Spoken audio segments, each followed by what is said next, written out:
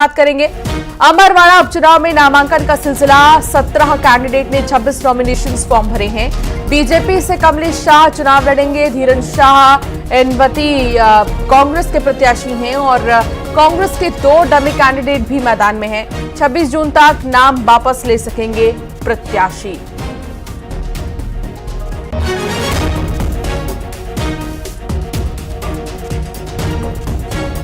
तो अमरवाड़ा उपचुनाव को लेकर जानकारी ये मिल रही है कि नॉमिनेशंस का सिलसिला शुरू हो चुका है और अब कई ऐसे कैंडिडेट्स हैं जिन्होंने नामांकन दाखिल किए हैं। नॉमिनेशन फॉर्म जो है वो लिए जा रहे हैं। बीजेपी और कांग्रेस की तरफ से अपना अपना कैंडिडेट उतार दिया गया है।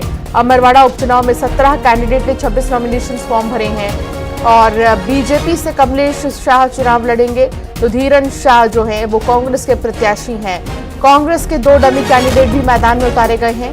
26 जून तक नाम वापस प्रत्याशी ले सकेंगे। हालांकि नतीजों की अगर बात करें तो 13 जुलाई को नतीजे अमरवाड़ा उपचुनाव के, उससे पहले ताकत नॉमिनेशंस के दौरान की तस्वीर हम आपको दिखा रहे हैं। जब कमलेश शाह ने नॉमिनेशन दाखिल किया, नामांकन जब किया उन्होंने, तो फिर जीतू पटवारी मौजूद रहे थे यहाँ पर और कई ऐसे बड़े दिग्गज नेता हैं जो मौजूद रहे कांग्रेस पार्टी के।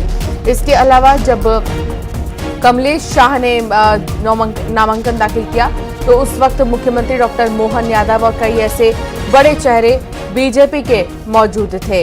ये धीरन शाह के नामांकन की तस्वीर हम आपको दिखा रहे हैं जब उन्होंने नॉमिनेशन फाइल किया। शैलेंद्र चौहान संवाददाता साथ जुड़ गए हैं। शैलेंद्र, नॉमिनेशन दोनों ने फाइल कर दिया है और नाम वापस लेने की भी जो आखिरी तारीख है वो 26 जून है। जी अंशिका, देखिए बिल्कुल अमरवाड़ा का चुनावी घमासान शुरू हो चुका है और कुल 17 प्रत्याशी हैं जो अमरवाड़ा में चुनाव मैदान में उतरे हैं और अब इनके नामांकन का पूरी प्रक्रिया हो चुकी है। इसके बाद नाम वापसी की प्रक्रिया चलेगी। सबसे महत्वपूर्ण है कि यहाँ पर बीजेपी और कांग्रेस में ही मुकाबला है। जहाँ बीजेपी ने जो कांग्रेस आए कमलेश शाह, उन्हें इस बार चुनाव मैदान में उतारा है, वहीं कांग्रेस ने नया चेहरा, नया दाव खेलते हुए धीरन शाह को उम्मीदवार बनाया है। सबसे अगर बात की जाए तो ये प्रतिष्ठा का छिंदवाड़ा सीट, क्योंकि लोकसभा इस बार कमलनाथ का गढ़ रहा है। पहली बार उनके बेटे नकुलनाथ यहाँ से चुनाव हार गए हैं, तो ये छिंदवाड़ा प्रतिष्ठा की सीट है। अमरवाड़ा यहाँ पर ये आदिवासी बाहुल्य सीट होने के कारण चुनाव काफी रोचक है। जहाँ सीएम डॉक्टर मोहन यादव, प्रदेश अध्यक्ष वीडी शर्मा खुद कमलेश शाह के नामांकन में गए थे। वहीं अगर कांग्रेस की बात की जाए तो प्रदेश अध्यक्ष जीतू पटवारी, नेता प्रतिपक्ष उमंग सिंगार ने यहाँ पर चुनाव मैदान संभाला है और वो अपने प्रत्याशी के लिए नामांकन में गए थे। हालांकि यहां पर एक बात यह रही कि उस दिन कमलनाथ नजर नहीं आए और भाजपा को भी यही मौका मिला चुटकी लेने का कि आखिर कमलनाथ क्यों दूर है, कांग्रेस के नेताओं में क्यों अनबन चल रही है। अगर बात की जाए तो 26 तक सारे नाम वापसी होंगे। कांग्रेस इस बार बड़ा सदकर कदम उठा रही है। वो पहली बार उसने जो अपने मुख्य प्रत्याशी के अलावा 2 डमी कैंडिडेट भी उतारे हैं, ताकि इंदौर में जो अक्षय बम ने जिस तरह एन वक्त पर नाम वापस लेकर चुनाव मैदान में प्रत्याशी ही नहीं था कांग्रेस का और पूरी तरीके से बीजेपी के खाते में सीट डाल दी थी, तो उसको लेकर इस बार बड़ा कांग्रेस एहतियात बरत रही है और 2 डमी कैंडिडेट भी उतारे हैं। अगर 26 तक कमलेश शाह नाम या धीरन शाह नाम वापस धीरन शाह नहीं लेते हैं तो निश्चित ही ये वही लड़ेंगे। लेकिन अगर कोई ऐसी अनहोनी की संभावना जो है तो कांग्रेस बड़ा फूक फूक कर कदम रख रही है और अब मजबूती के साथ चुनाव मैदान में डटी है।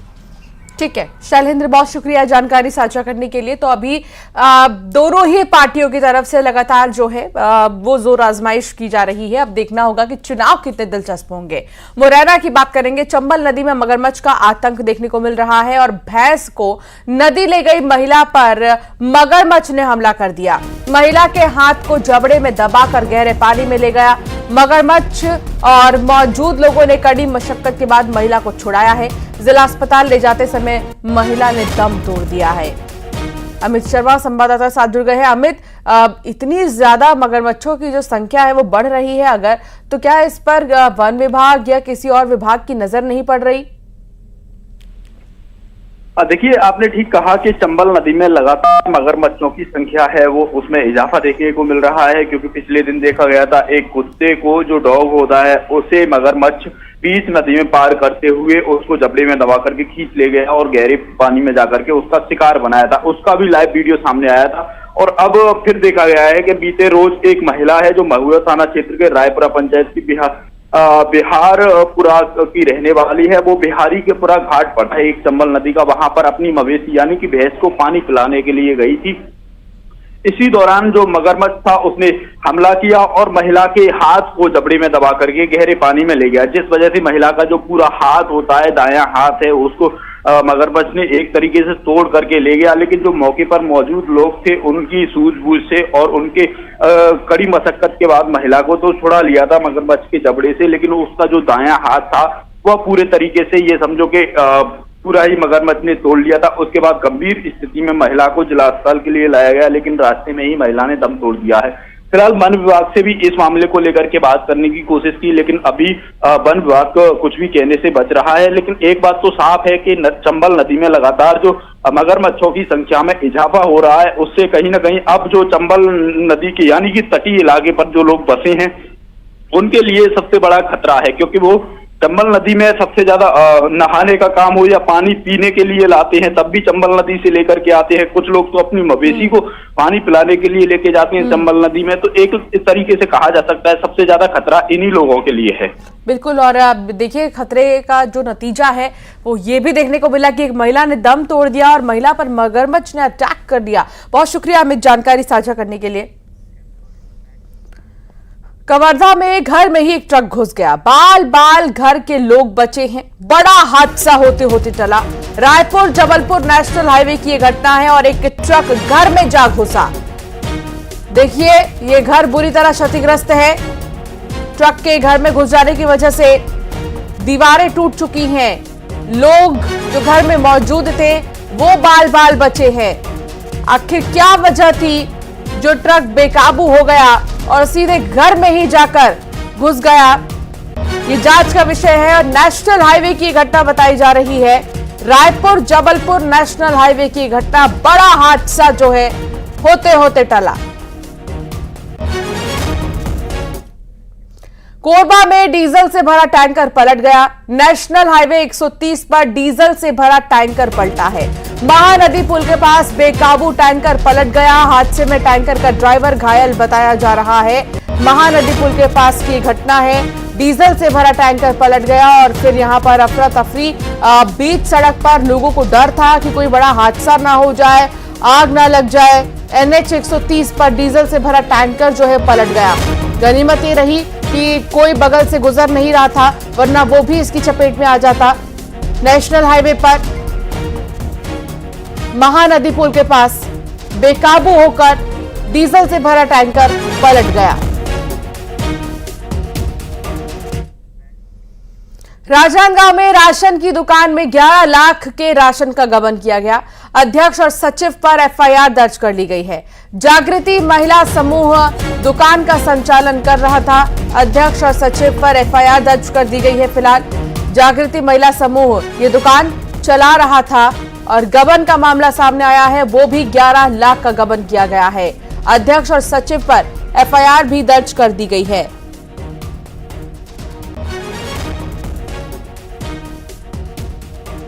तो पूरा मामला राजनांदगांव से है। राशन की दुकान और राशन की दुकान से 11 लाख का गबन किया गया। अध्यक्ष और सचिव पर FIR भी दर्ज कर दी गई है। जागृति महिला समूह दुकान का संचालन कर रहा था दरअसल, और इस बीच खबर ये कि 11 लाख के राशन का गबन हुआ है। हालांकि इस पूरे मामले में FIR भी दर्ज कर ली गई है। अध्यक्ष और सचिव पर FIR दर्ज की गई है। बताया ये जा रहा है कि जागृति महिला समूह इस दुकान का संचालन कर रहा था, लेकिन 11 लाख के गबन का हिसाब कौन देगा, ये बड़ा सवाल। हालांकि इस पूरे मामले में अब FIR दर्ज कर दी गई है। पुलिस भी जांच पड़ताल कर रही है, लेकिन बार बार जो शक की सुई है वो यहीं पर आकर अटक रही है। जागृति महिला समूह पर जो कि दुकान का संचालन कर रहा था, क्या इसी के सचिव और इसी के अध्यक्ष ने इस पूरे घटना को अंजाम दिया? हालांकि FIR दर्ज कर दी गई है। जांच के बाद ही तस्वीरें साफ हो पाएंगी कि आखिर किसने 11 लाख का गबन किया है। राशन की ये दुकान है और राशन की दुकान में 11 लाख का गबन का मामला सामने आया है।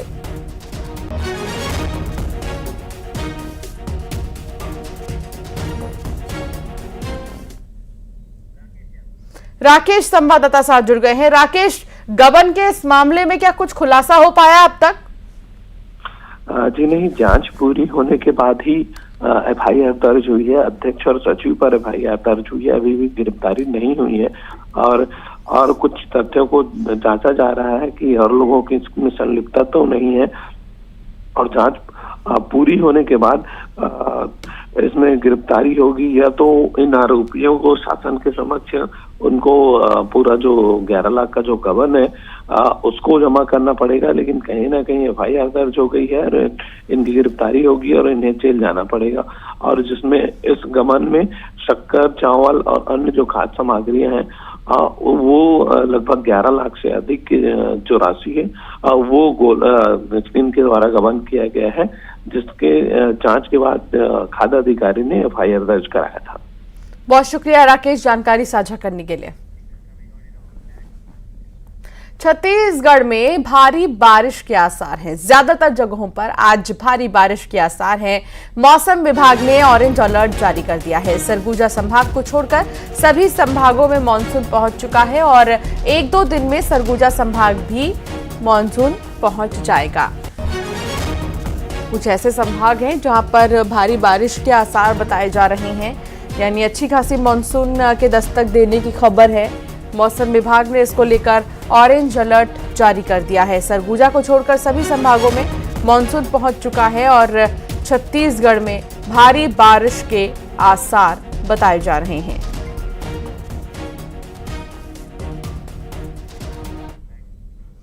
और अब बात करेंगे रायसेन की, जहां के सुल्तानगंज में शराब के नशे में पुलिसकर्मी का उत्पात मचाने का मामला सामने आया है। शराब के नशे में पुलिसकर्मी दीपेंद्र ने खड़ी मोटरसाइकिल में कार से टक्कर मार दी, जिससे कई लोग घायल बताए जा रहे हैं। यहां पर मौजूद जो बैठे थे लोग, घटना का सीसीटीवी आप देख रहे हैं, जिसमें कि दिखाई दे रहा है कि किस तरह से कार तेजी से आती है और वहां पर खड़ी बाइक को टक्कर मार देती है। यह घटना सागर मार्ग पर बीजेपी कार्यालय के सामने क्षेत्रीय ग्रामीण बैंक के पास की है। पहले भी पुलिसकर्मी दीपेंद्र राजपूत को शराब के नशे में देखा जा चुका है और इस पर कार्रवाई भी हुई थी, लेकिन इसने अपनी फिर से पोस्टिंग करा ली। पुलिस आरक्षण द्वारा कार से टक्कर मारने का ये पूरा जो मामला है वो सामने आया। फिलहाल ये पूरा मामला जांच के दायरे में, क्योंकि दिखाई दे रहा है साफ तौर पर किस तरीके से तेज रफ्तार में कार से आते हुए पुलिसकर्मी नजर आए और फिर यहां पर खड़ी कई बाइकों में उन्होंने टक्कर मार दी।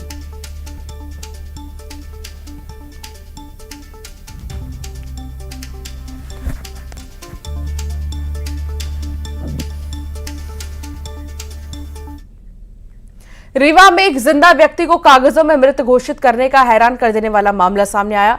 मृत घोषित व्यक्ति अब खुद जिंदा होने का सबूत बनकर सरकारी कार्यालयों के चक्कर काट रहा है।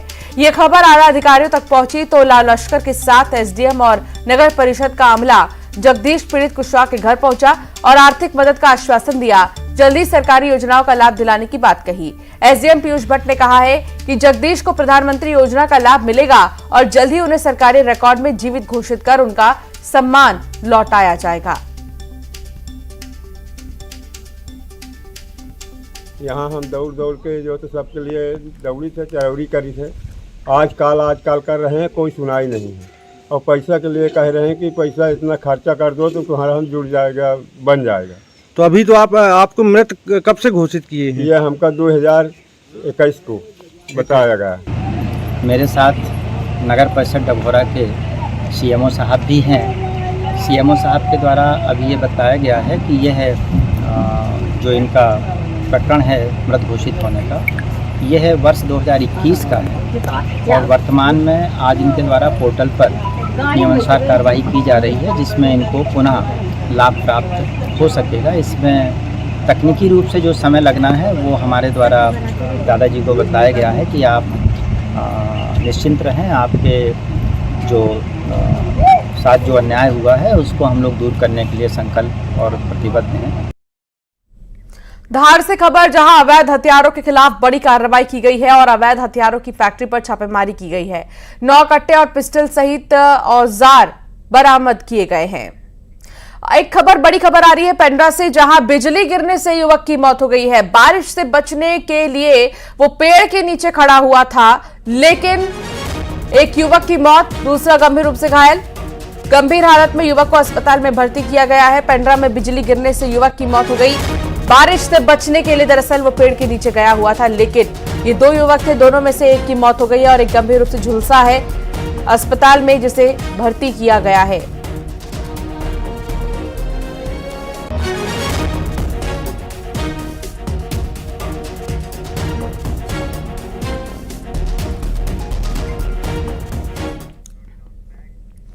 और अब खबर भिलाई से आ रही है, जहां आधे शहर को आज पानी ही नहीं मिलेगा।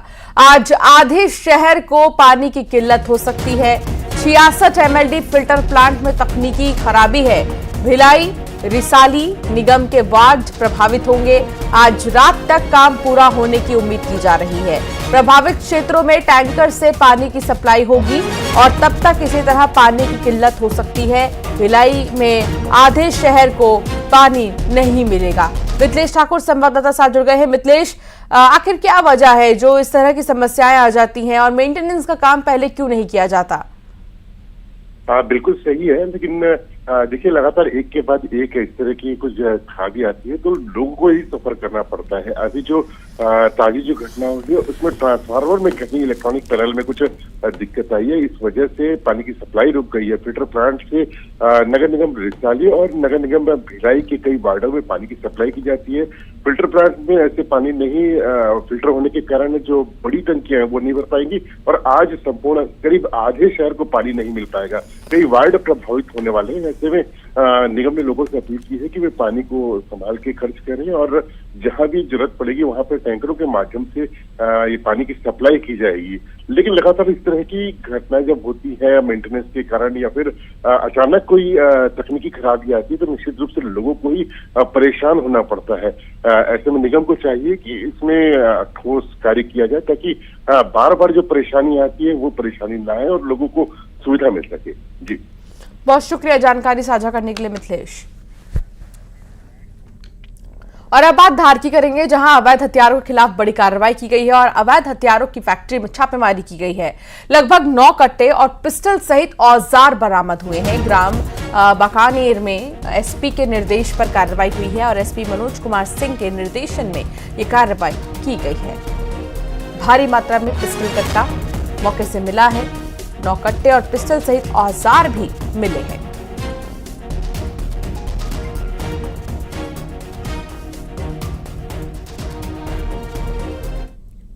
सुकमा में बुलडोजर चला है। सुबह सुबह अतिक्रमण पर बुलडोजर चला।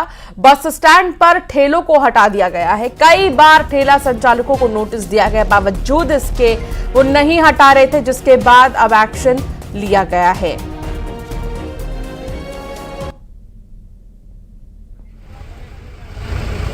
सतीश संवाददाता साथ जुड़ गए हैं। सतीश, अतिक्रमण पर बुलडोजर चला है, बार बार बताने के बाद भी यहां से नहीं हटाए जा रहे थे दुकान।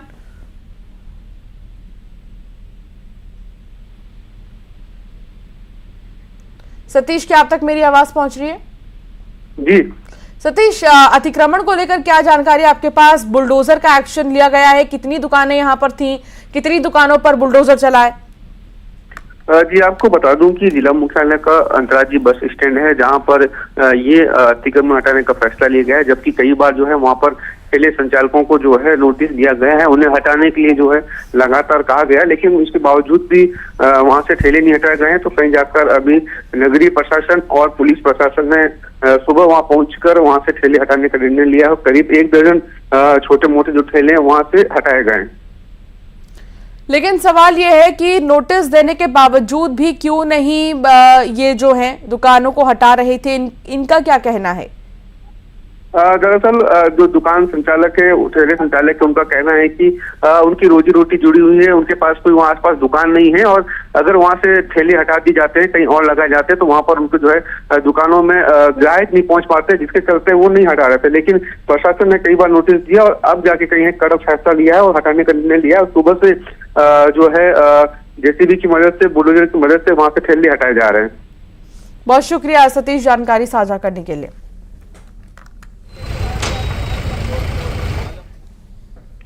पन्ना में एक बार फिर से किसान की किस्मत चमकी है। पट्टी हीरा खदान से 6.65 कैरेट का हीरा मिला, जिसके बाद किसान ने इस हीरे को हीरा कार्यालय में जमा करा दिया।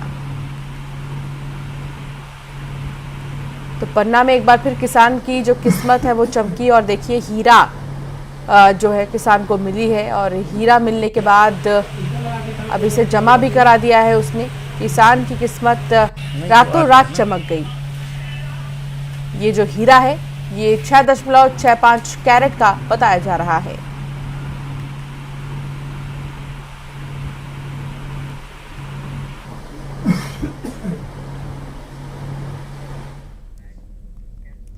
और अब एक नजर टॉप 20 खबरों पर।